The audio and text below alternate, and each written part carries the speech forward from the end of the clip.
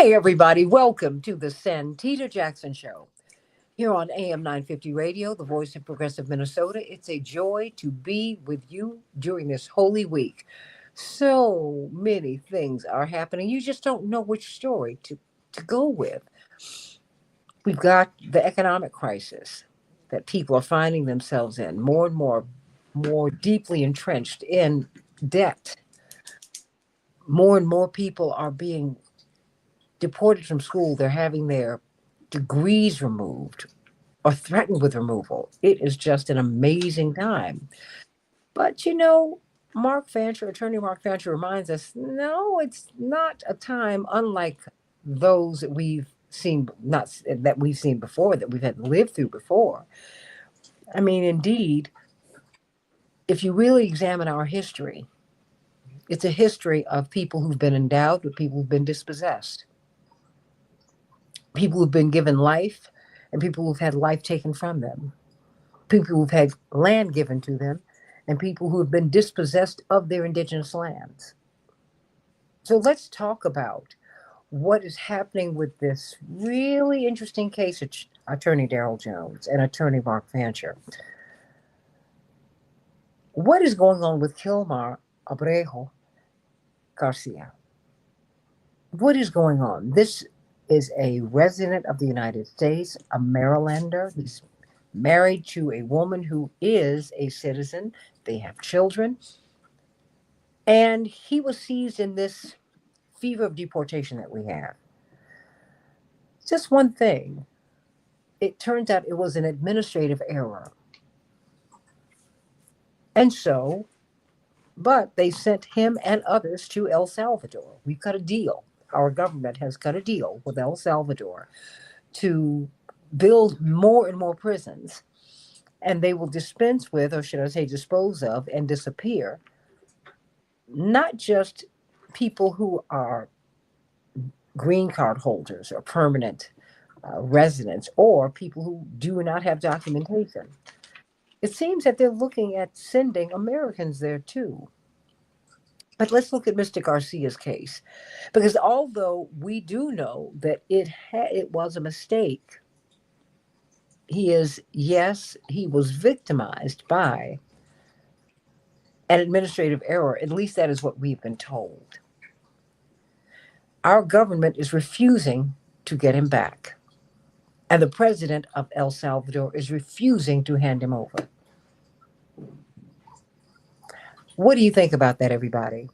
Please meet me on Blue Sky, santitajackson.bsky.social, and I'm on X at SantitaJ. Obviously, I'm here on the Santita Jackson Show YouTube channel. Hey, Andre. Hey, Carol. Hey, Solomon.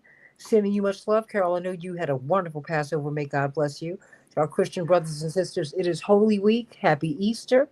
And to our Muslim brothers and sisters, I hope that your holy moment of Eid was also blessed. So we got a lot to talk about because our government is refusing to get this gentleman back. And the El Salvadoran president is refusing to hand him over. What do you think? Bernadette, Robert, Shalom, Snowman, Andre, Carol out there in the hills of Beverly, Solomon, Velma. Everybody, please like and share, like and share, like and share, like and subscribe on the Santita Jackson Show YouTube channel, and like and share on Santita Jackson and Friends on Facebook. Well, of course, you can catch Darrell Jones with Attorney Barbara Arnwine every Tuesday at 12 noon Eastern Standard Time. And I'm going to start with you, civil libertarian that you are, Attorney Mark Fancher. What do you make of this case? I mean, this is just, I must tell you, it is this a constitutional crisis? I mean, that is what Robert is saying. He's saying this is way beyond outrageous. It's a miscarriage. In all caps, he says constitutional crisis. I just want to know what you think, everybody. Let me know what you're thinking.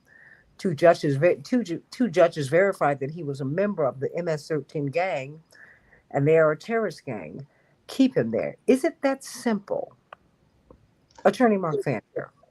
Yeah, this is a case that where truth is stranger than fiction. A few years ago, I wrote a satirical piece called "The Diary of a Trumpy Kid," and it was the supposed journal that was kept by 10-year-old Donald Trump when he was at a camp in upstate New York.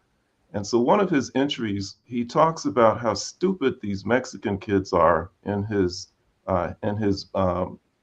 barrack because they keep insisting that they're not Mexican. They keep saying that they're from Nicaragua. And he said that they meet all the requirements. He says that they've got brown skin, they speak Spanish, so they must be Mexican. And he said they're so stupid that they don't even know that Nicaragua must be the name of their town in Mexico. Oh, So I think that this is similar in the sense that, look, I mean, the man is Latino. He probably has some tattoos. So therefore, he must be a gang member. And so the fact that he is in El Salvador now is perfectly appropriate in a prison because that's where they all belong. And I think that painting with a broad brush this way really satisfies the really overarching objective that I think the administration has in terms of really just clearing out all of the undesirables and the others. And what makes you undesirable is not being white and not being part of the circle of either billionaires or working class people who make up the Trump base. And so just get rid of all of them. They don't need any due process. They don't need opportunities to demonstrate that they're lawfully here. They don't fit the profile of the people that we want in this country. And so therefore they should all be rounded up and shipped off to some prison overseas where they're no longer part of the reality of life in the United States. And I think he has intimated that his ultimate plan is to expand beyond just the people who should and could be deported. You know, some of these quote unquote homegrown criminals also need to be sent out of the country. And, it should come as no surprise to any of us that those homegrown criminals are coincidentally, quote unquote, going to be people who are black and brown. I mean, let's just get rid of all of them. Let's make America great again by making America white again. And this is certainly a big step in that direction, at least in his mind. And I think that what he is doing, though, is he is creating a real challenge for the judges who have this mess dumped in their laps. What they're confronting now is someone who is openly and flagrantly defying court orders, which is something that generally and as a matter of course does not sit well with judges. It doesn't sit well with those on the bench. They are accustomed to and they have a right to expect that when they enter an order, that there's going to be compliance by the parties. And so in this case, they have directed the Trump administration to comply. And in the face of this defiance that they're experiencing, they're confronted with the prospect of having to hold some people in contempt of court. And while in most cases that's not such a big deal in terms of the challenge facing the judge, in this case, because of who Trump is and because he has something of a Teflon, uh, record of avoiding legal consequences, when he is, someone who has enjoyed the protection of the U.S. Supreme Court, they're faced with having to justify what they do. And so I think that they have made the wise decision to create a record that is going to present a challenge to anybody above them to in any way contradict or overturn or reverse any decisions that they might make regarding contempt. But I think ultimately that is probably the only language that the Trump administration is going to understand when Pam Bondi is standing in the well and is facing the prospect of either pulling out her checkbook and paying a fine or having to extend her arm so that she can be put in cuffs and led off to a jail cell. I think it's only then that they're going to come to really appreciate and recognize what they're doing. And I think that beyond that, the last thing I'll say is this, that um, there are many who are prepared to go down the same road that Trump has gone down. That look, you know, not just even with this case, but with many cases, people presume that because somebody's been arrested, then if they're not guilty of what they were arrested for, then they must be guilty of something. That they put themselves in a situation where um, they must be guilty of something. And Absolutely. that attitude is far more um, far broad. That more people believe that than I think many of us think. I had, I was called for jury duty on Monday, and I didn't last long. I mean, the prosecutor quickly surmised that I would be his biggest nightmare, and they got rid of me real quick. But uh, during the voir dire, where they're questioning the jurors, there were several who responded that way by saying that, yeah, if somebody's been arrested, then they probably are guilty of something. That's not the case. I mean, there's so many cases where people are mistakenly arrested, or they're arrested and targeted because of racial profiling or because of biases and presumptions that are made. And due process is very, very important. And so even though, many of these young men may have had tattoos that might suggest that they are affiliated with a gang or something like that, all of them, all of them need the opportunity to come into a court, to have the government to lay out its case for why it is that they have been identified as people who are gang members or for some other reason should be deported. And then they need the opportunity to say, yes, uh, no, I am not a member of a gang. Here is my reason for why I should not be deported. They need that opportunity to challenge. And I just noticed one of the commenters say that he's a black man and he supports these people staying in El Salvador. Well, I'll say this in response to that: that you may not have a problem with these individuals, but what happens in a court becomes precedent. It establishes something that is going to be followed by other courts and by other judges in a future case. And when Trump gets around to deporting the quote unquote homegrown criminals, and he identifies you as one of those homegrown criminals simply because you're black and simply because you happen to be in a place where some homegrown criminals have been identified, and they arrest you, put you on a plane, and send you down to El Salvador. Let's see at that point just how much value you place in the opportunity to come in and to make your case and to defend against these kinds of allegations. Due process is important. Even if you don't think it's important for somebody else, you better think it's important. It's going to be important for you one day. Well, I mean, and Solomon, I'm always so glad that you join in, um, because your thoughts are important. That having been said, you assert that he's a gang leader. You said he admitted to a plea deal. He's a gang member. He says, why can't you, two attorneys, get the paperwork on this man and speak truth? He Well, then said, I'm a black man and I support this gang member staying in El Salvador. Attorneys, who's going to enforce what these corrupt judges want? Not the FBI or the marshals. Well, well, can I suggest this, that it doesn't, that's not the point. The point is not whether he's a gang member or not. I mean, he may be a member of 15 gangs.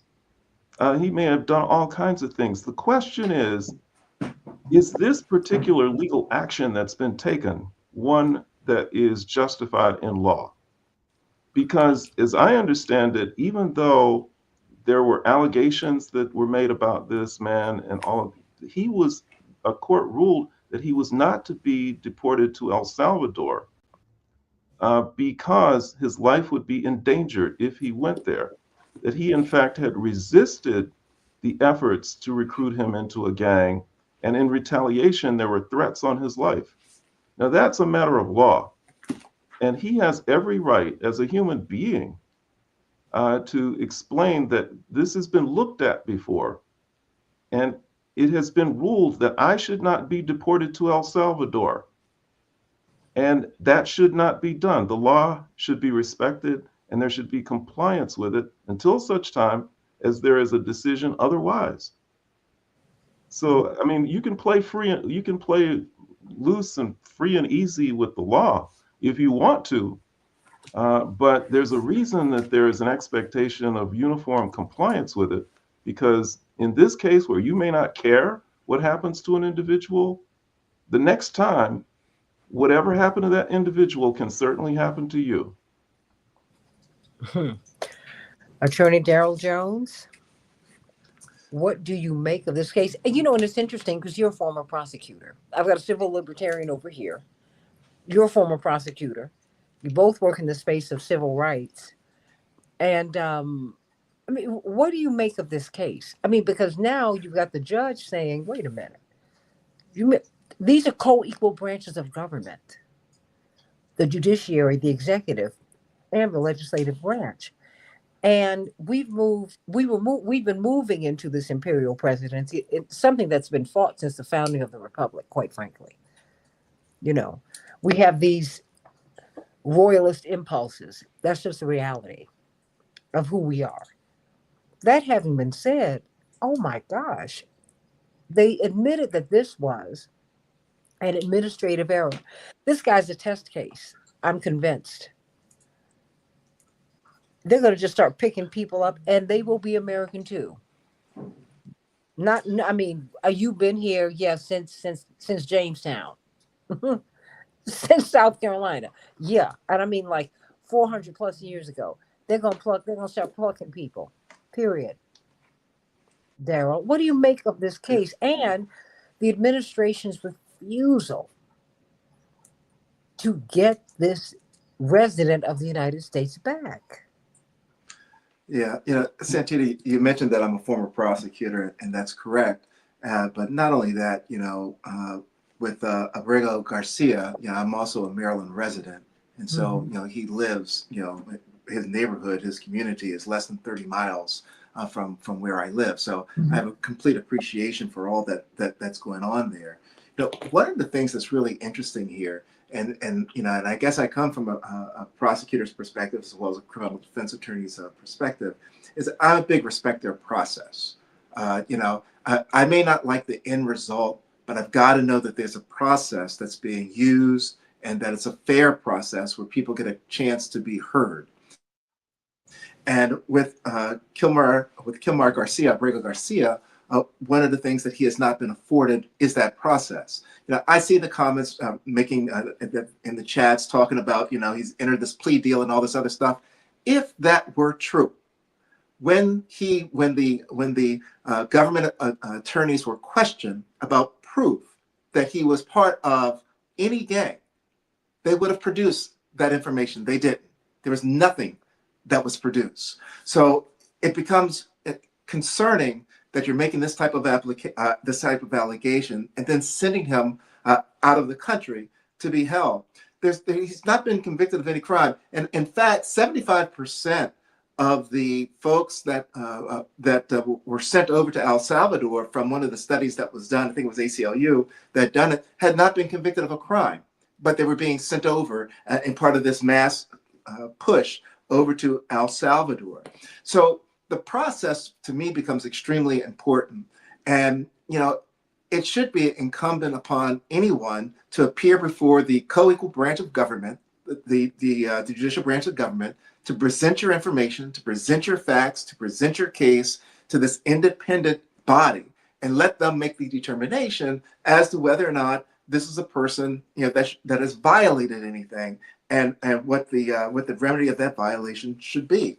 That's the basis of it. Now, I think that what Mark is saying and what you're alluding to is completely on point, because what the administration is doing, what the Trump administration is doing, is number one, they've gone into the area of immigration law, which is a province of Congress. That's what Congress does, is immigration laws.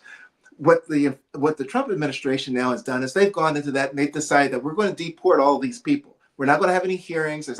We're going to take care of the issue of all deportation. We're going to take care of the issue of immigration altogether. We don't need Congress. That's part of the constitutional crisis that's being presented here.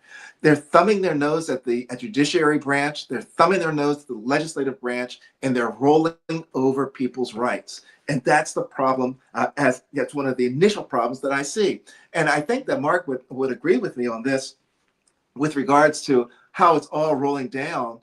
When you start talking about taking American citizens, or those that are in American that are in the United States with a permanent residency, and you start just on your own from the administration getting rid of them and sending them to these other countries to be held, and telling other countries to build, or telling El Salvador to build 5 more prisons because there are a bunch more coming.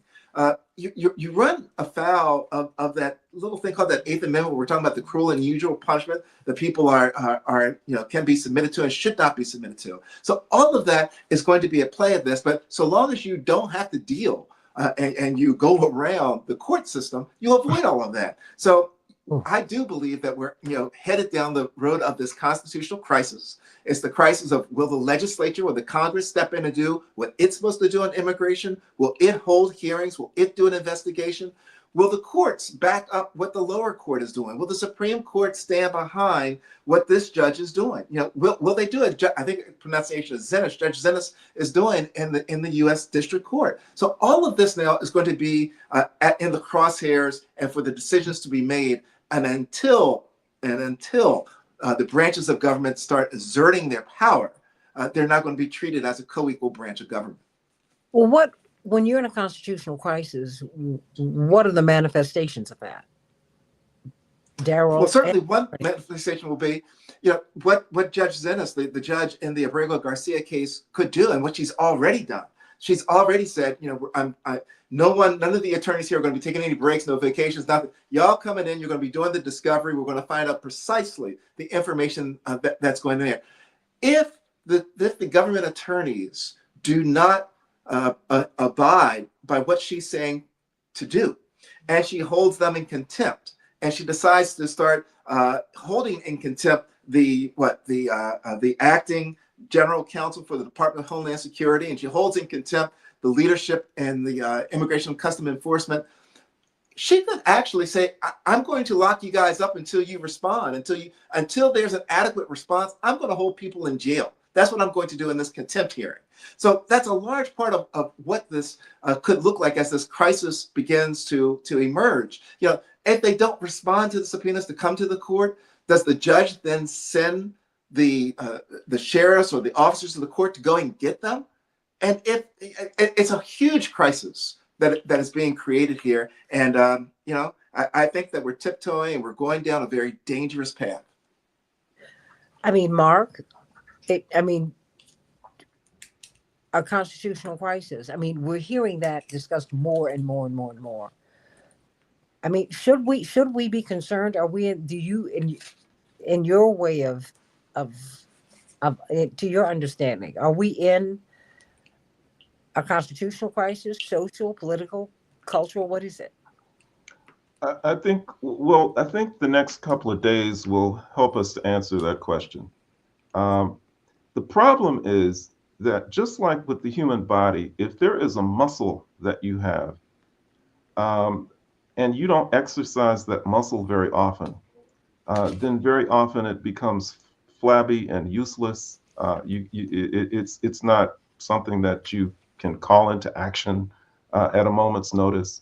And I think that for so very long, maybe even from the time that the country was established, um, the idea of having to use the ultimate sanction, of locking somebody up for not complying with an order, that's not something that the courts have had to do very often. I mean, at least not with highly placed officials in the country. I mean, I don't know if any of us can recall a time Mm-mm. when somebody has so flagrantly defied the courts. And so that's a very flabby muscle. It's one that the courts have not had to use. And so whether they're able to summon up the energy and the ability to actually, hold people in contempt, to impose these kinds of sanctions, is something that remains to be seen. I think it's necessary. I think it's the only language that the Trump administration understands. And I'm not even sure it would be sufficient to just, hold to punish the attorneys. I think that in this case, it might be necessary for Trump himself to be locked up because he's so willing to throw people under the bus that he would be fine with the Justice Department attorneys and others sitting in jail as long as it's not him. And are the courts willing to go after him like that? If they're not, then I think that you've got a situation where basically the Constitution has no continuing value. It becomes a useless piece of paper because there's willful and purposeful noncompliance with its provisions, and there's nobody to enforce it, and everybody is running amok.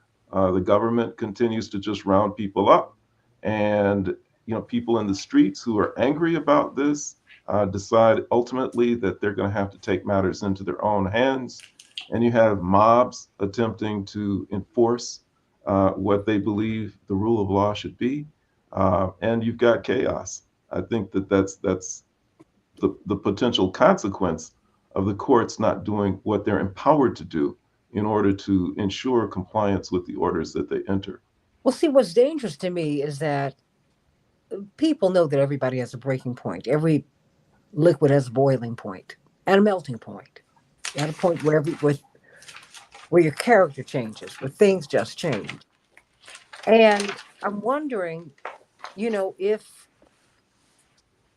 in the event of chaos and you've got this economic crisis that has people in the streets, Bernie Sanders and AOC are headlining rallies that are drawing tens of thousands of people.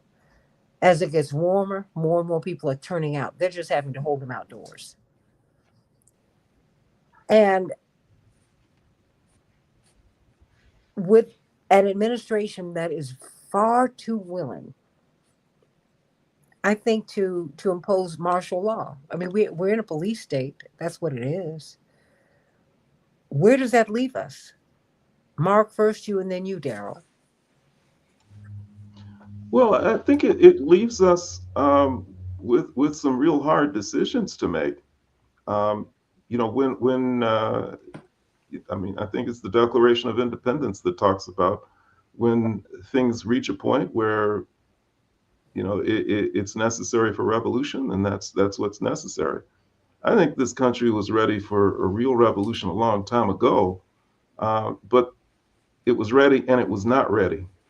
It was ready in the sense that the conditions made it necessary, but at the same time, the people themselves have been so tarnished and tainted by racism, by hatred, by confusion about their values and their morality and spirituality and all of those kinds of things that they could never have pulled off a revolution that would be meaningful. And so I think we're just really facing the prospect of chaos.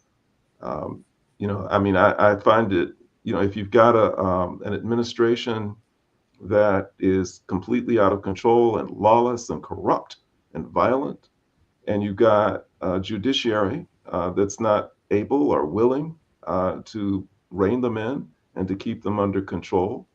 And you've got a Congress that is cowardly and unwilling to assert itself and to use the authority that it has, then it leaves only the people to take matters into their own hands and to set things right. But in the case of the United States, unfortunately, you've got a population where more than a critical mass, a huge segment of it hates people who are brown and black and put this lawless man in the White House in the first place, and would not be willing to bring about some type of a revolution that would yield an outcome that would be significantly different or significantly better than what we already have. So that's not good news, but That it can be is- reality. well, it is a reality. I mean, Daryl, what are we to do? Because it seems these people seem they are. It's almost as if they're ready to impose martial law Mhm. because Well, the conditions are perfect for it. I mean, because I do believe that people are going to be in these streets marching, and then marches always have, as you know, Attorney Jones and Attorney Fancher, saboteurs, typically government agents who are the violent ones. I mean, just like the violent people who broke up the encampments, we see that they were paid to do that. I mean, what do you make of this? Well, I think that you're, certainly on point, and I think that when we're talking about, the people that are out marching, we already have that. That's all around the country right now with the hands-off rallies that are happening all around America, and I think that's important for us also to recognize, as we had spoken a little earlier about Senator Sanders and Congresswoman Ocasio-Cortez and the rallies that they're leading around the country.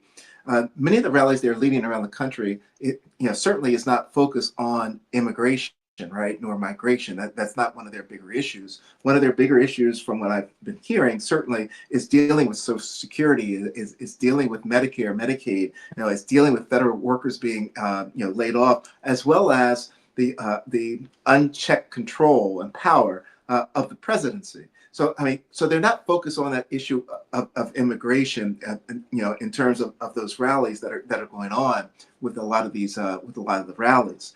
But what is interesting is that I think that, when we're talking about fixing the problem and correcting the problem, let's also understand that part of the reason that we're in this problem is because of Congress, right? Because had Congress acted on the immigration issue, if they had put in place some type of structure dealing with all of the folks that were coming across the boundaries and into the country, then I think it would be less of an impact as what's available to happen today. So some of that fault has got to lie on Congress's inaction in dealing with the immigration crisis. And I am not a big a proponent of people coming into the country illegally. Certainly, I'm on the opposite side of that. But at the same token, I do believe that there's got to be processes that are put in place for what is supposed to happen. How does it happen? And what is that process? And that's where I think Congress has fallen. And I think that President Trump and his administration is standing in that gap and acting where Congress did not act where they should have acted. And that's how we end up where we are right now in this crisis.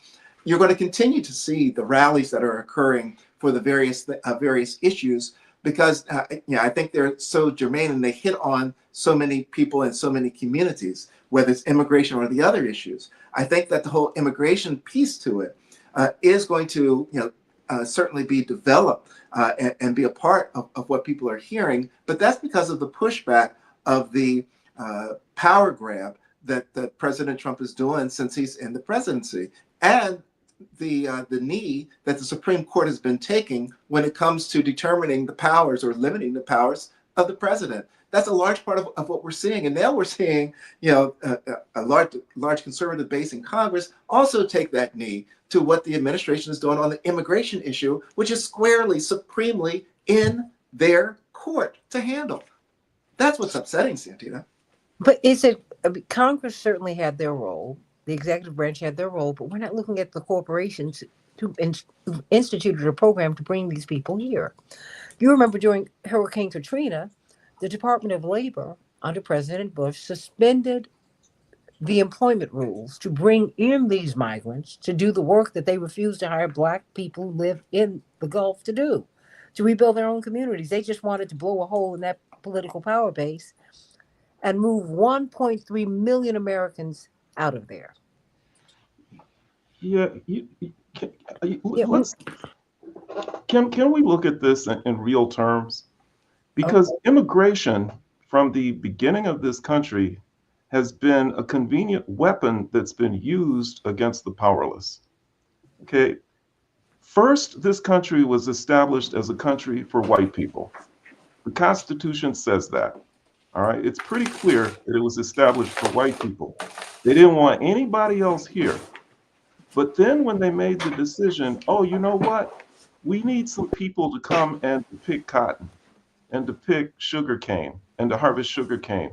We need some people that are not white to come in and to do that. Then all of a sudden, oh yeah, it's okay. We'll let in the Africans who can come in and they can do the dirty work for us that we don't want to do for ourselves. But after they are no longer of value in that respect, and they abolish slavery as an institution, then they say, now how can we get rid of these people? Now they're unwanted. So what we'll do is we'll establish Liberia and we'll try and ship as many of them there as we can. Abraham Lincoln was trying to figure out how he could send them to Haiti. They didn't want them anymore. They didn't need them. Okay. And so now, this has been the question. We don't want them. This is a white country. We don't want them here. And so we're trying to get rid of them. So even with the sweeping deportations that Trump is establishing, you'll notice a few days ago that he created an exemption and said, oh, yeah, well, some of these people the farmers really need. And so we're going to allow them to stay in the country. And we have to be real about the fact that the first illegal immigrants in this hemisphere were the Europeans who came over here and conquered it and began a process of genocide and wiped out the civilizations that were here. They were the illegals. And then they created this game, this con that they played on the rest of us, where they said, we're actually the rightful occupiers of this land. And we're setting up these borders that were never here before. And we're going to regulate who comes in and who doesn't. All right. And so it's been a big game. It's been a big con. And and I really say, and I say especially to people of color, black people in particular, for those who say, no, these people shouldn't be coming into our country. These migrants should not be coming across the border.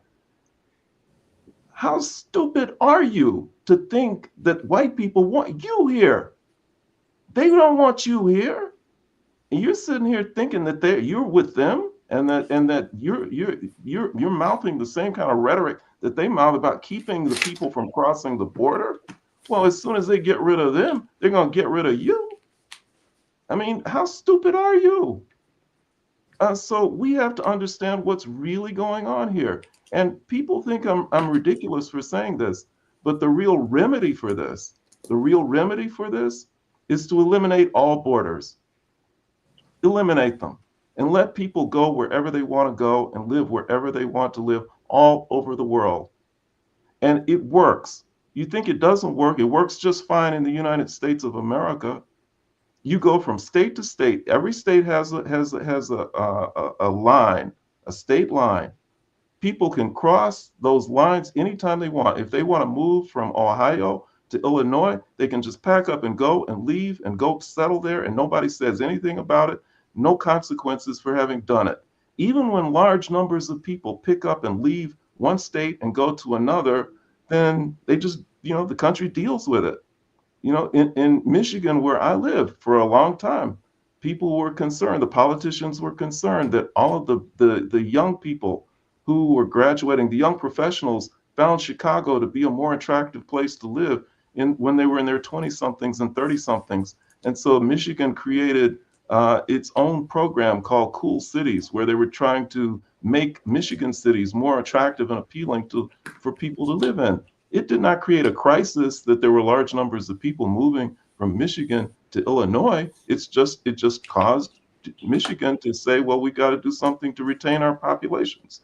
The same can happen with countries, you know, and we don't have to sweat all of this.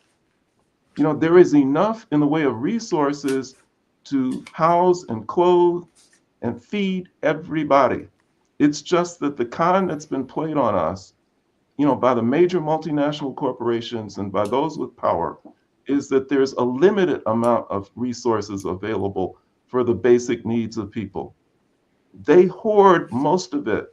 They dominate most of it, and they leave a little bit for the rest of us to fight over. We don't need to fight over it. What we need to do is to unite. All of the powerless people need to unite and to go after those who are hoarding the world's resources and take it from them and then distribute it fairly, and all of our problems are solved.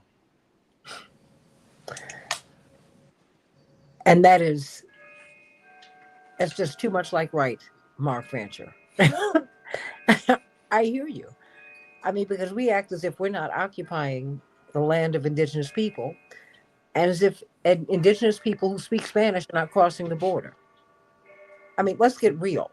These are indigenous people. They're indigenous to the Americas, not us. Indigenous Jamaicans are not black people. Indigenous Jamaicans are indigenous people who we commonly refer to as Indians. I think we need to get the story straight. But I mean, think about this. Um, Solomon, you say this man is not coming back. The reason I'm concentrating on this, I chose this over the Letitia James story. Solomon, you wanted to know, you as correction officer, bless both of your hearts, do you think this show will cover Letitia James and mortgage fraud, or will her sorority and minority status or sorority status protect her? I protect her from what? From whom? To me, that is a story. It is, and it's going to be a story that is worthwhile. But this is a story to me that will impact you. If you think that snatching people off of the streets is something that will not happen to you, I suggest that you take a reading of your history, of our history here. There's a place called Homan Square in Chicago. It's a Chicago Police Department site. It's modeled on black sites from the CIA. They would snatch up black and brown, primarily black people, and disappear them for years. A lot of people we've never seen again. Chicago is at the center of the trafficking of children, black children primarily. These are all stories that belong to you. There's a woman from my church, may she rest in peace, Mother Consuelo York. Those of you who are Shipites from Chicago, you know that's the church I grew up in. She said, wrong is wrong, right is right if it's in a trash can, and wrong is wrong if your mama does it. I don't play skin politics because all skin ain't my kin. Am I someone who is absolutely an unabashed supporter of black people? Absolutely. But I support all people who are going to do good and be right. See, I am very clear that the same oppressive forces that oppress me oppress the people in Northern Ireland. They're the reason white people ran over into the United States in the first place, because monarchies have been oppressing them and they still are oppressing all of us. Now they're oligarchies. So let's be clear on why this story was chosen today. Mr. Garcia's family, they're without a father. They're without a whole family today. Our government admitted that they made a mistake and they refused to bring him back. And someone, basically the president of El Salvador, who we own, who was, by the way, not wearing a tie in the White House, no one talked about that. He looked like he was on his way to a club. He won't give this man back. He won't send him home. His home is Maryland. That ought to concern you. It ought to concern you. Given how we have lived in this country, Mark and Daryl, anyone who's living on the downside of advantage, you ought to be allied with them, even if they are not spiritually evolved enough to embrace you. That's their problem. Don't make it yours. So that's what I'm talking about. This man not coming back is not something that should make you rejoice. The biggest thugs in the world are in our government. Let's keep it 100. We've killed more people. We've impoverished more people. We have used soft power to make some hard choices for people and make their lives very, very hard. We've done that. So you need to get real about this. Don't you sit on your high horse. Don't you think that we're safe here. After slavery, they did not want us to stay. After slavery, they did a carve out in Africa called Liberia to get us out of here. Lincoln said, if I could keep the Union together and keep slavery, I would do it. Read Forced into Glory by Lerone Bennett. He was forced into glory. He didn't walk into it. Don't you get this comfortable with your freedom? Because it is slowly being taken from you and the rest of us. Think about that. So if you want me to cover some stories, send me a message. But I don't want to cover a story. I want to cover a story on this marriage, not on some mess. I want to reveal. I don't want revenge. Now let's go up in our politics, everybody. This man should not be in El Salvador. He shouldn't be. And because he's there, we're all unsafe. We're all unsafe. I mean, and Mark, that's my point. We're all unsafe. Daryl, we're all unsafe. And we don't know. You had a black man who was arrested in Beverly Hills. He lived there. He took the case to the Supreme Court. Don't you remember that? Because they said he didn't belong. It happens to Henry Gates, one of the top black academics on earth, one of the top academics on earth, who was a black man.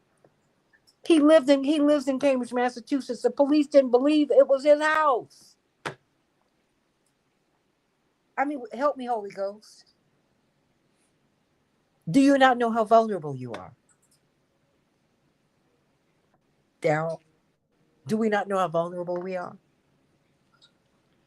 And I think that's the point, is that, this administration has started with a group of people that they thought that most people would not necessarily look favorably upon or have a special feeling about, or any special, attraction or feeling toward them, any warm feeling that they're here illegally. So, whatever, you didn't come in the right way. But where we're quickly seeing the administration go, right? Because we've gone from Abrego Garcia to what yesterday, the young man, was it Merrill Gutierrez in New York City, he's 19 years old, was walking home. He was just about at his front door. And ICE goes and they gather him along with some other people. He wasn't who they were looking for. They even acknowledged they weren't looking for him, but they said, we're going to take him anyway. And they take him, and this 19-year-old now is in El Salvador at this massive prison. Done nothing wrong, no gang tattoos or anything else.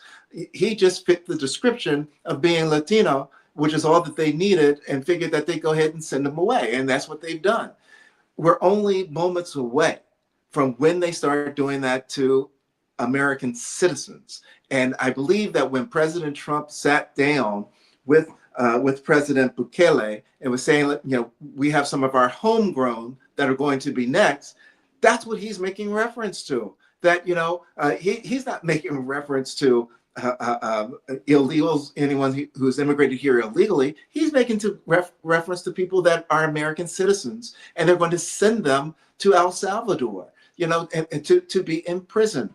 That's what he's making reference to. So to the degree, and I used to always get the question from folks that asked me as a criminal defense attorney, if you knew someone committed a crime, how can you defend them and all this other stuff? And I get it. the moral piece that some people have with it. But my answer to them, and I think it applies in this situation, was this: to the extent that you're protecting their constitutional rights is the extent to which your constitutional rights are being protected as well. Because if it can do it to them, they can do it to you. And that's where we are now with this Abrego Garcia and where it's going. If they can do it to him, if they can get around the courts and start deporting people without hearings, without due process, they can do it to him. They're going to try to do it to you too. And I think that's where Mark was going with his analysis as well, Santita. And they will do it to you. Attorney Mark Fancher, you've got the final word. Yeah, no, I think Daryl put it beautifully. And I think that what we're all confronting is a choice that we have to make as individuals. On the one hand, we've got an administration which is openly and flagrantly saying that they're going to offend the dignity and the humanity and the rights of entire groups of people and with impunity. And then on the other hand, you have large groups of people who are in many ways blameless, or if they are in any way to be blamed, have not had an opportunity to defend themselves. And who do we side with in that situation? Do we side with an administration that's lawless and which has no scruples?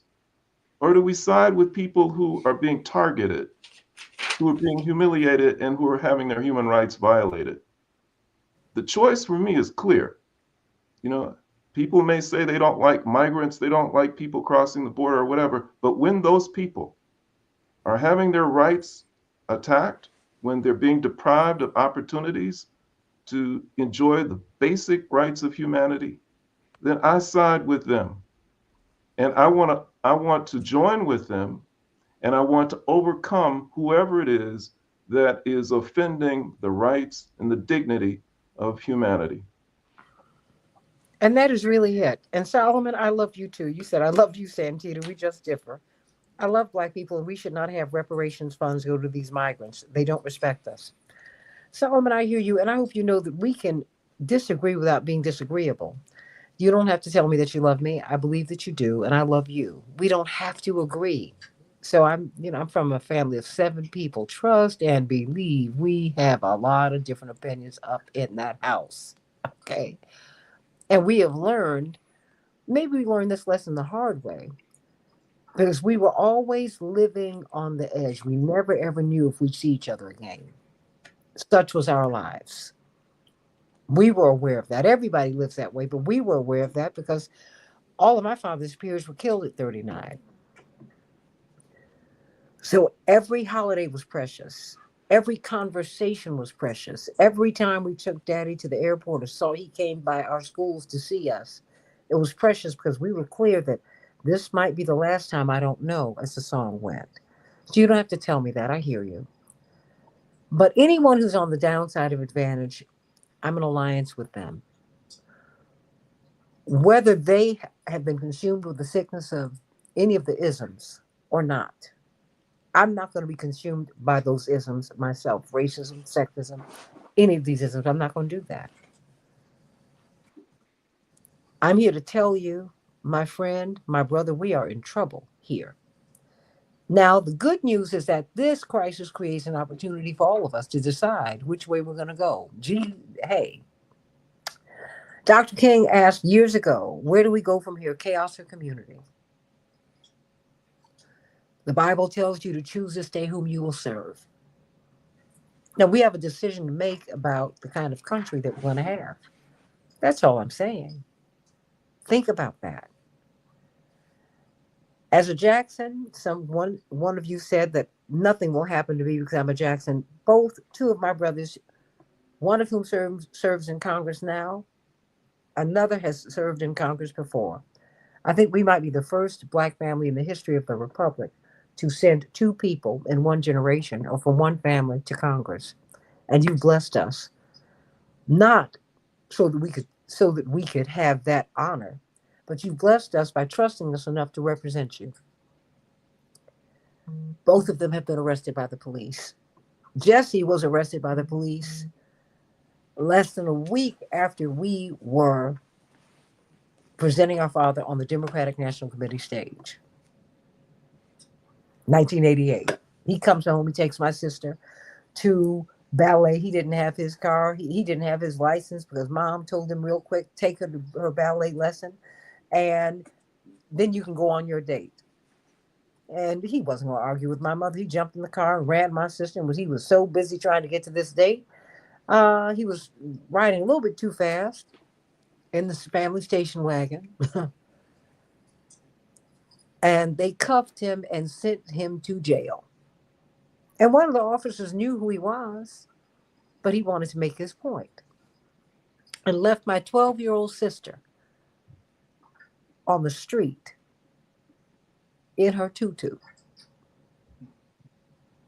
My other brother, Jonathan, who's in Congress now, was opening up some businesses.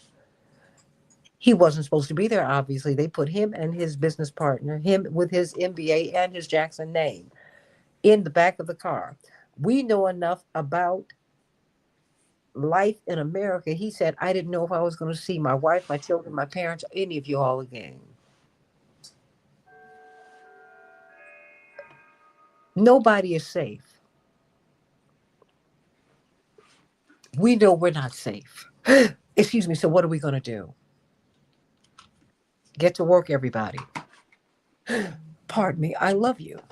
It's the Santita Jackson Show with hiccups. AM 950 Radio, the voice of progressive Minnesota. Oh, back in just a few.